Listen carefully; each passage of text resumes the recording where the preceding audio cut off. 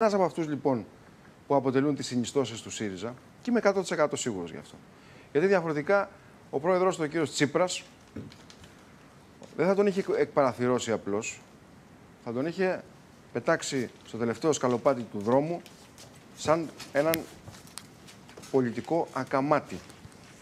Προσωπικά με τον κύριο Τατσόπουλο έχω μία διαφωνία και μία φραστική έτσι, σε υπερβολικό βαθμό μερικές φορές αντιπαράθεση που δεν πρέπει να υπάρχει μεταξύ δημοσιογράφων και βουλευτών, που θα λυθεί με άλλο τρόπο. Θα λυθεί με άλλο τρόπο. Δεν θα λυθεί στην τηλεόραση. Αυτό το υπόσχομαι στους τηλεθεατές, τους οποίους ενημερώνω. Η διαφωνία μου με τον κύριο Τατσόπουλο θα λυθεί εκτός πλατό και με άλλο τρόπο και θα τον πληροφορηθείτε σύντομα. Μονομαχία στον κόκκινο μήκο. Όχι. Θα τον πληροφορηθείτε σύντομα. Διότι θα γραφτεί στις εφημερίδες και στα περιοδικά.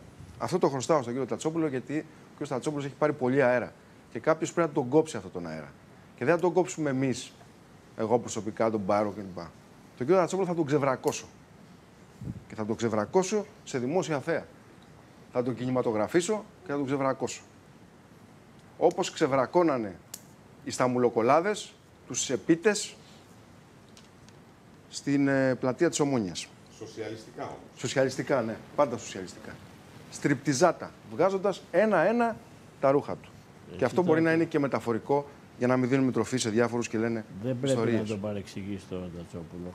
Επειδή έχουμε χιούμορ λοιπόν σαν εκπομπή, αφιερώνουμε στον κύριο Πέτρο Τατσόπουλο και να τον χαίρεται ο κύριος Τσίπρας και αυτόν και διάφορες άλλες γυναίκες συνιστώσεις του που έχουν αναστατώσει εργαζόμενους και τους κάνουν να χάνουν τις δουλειές τους, να τους χαίρονται αυτούς τους ανθρώπους, να τους έχουν μέσα στο κόμμα, να τους ξανακατεβάσουν βουλευτές και μόλις βγει πρωθυπουργός ο κύριος Τσίπρας με τη βοήθεια του αμερικανικού παράγοντα, τον κύριο Τατσόπουλο να τον κάνει και υπουργό πολιτισμού.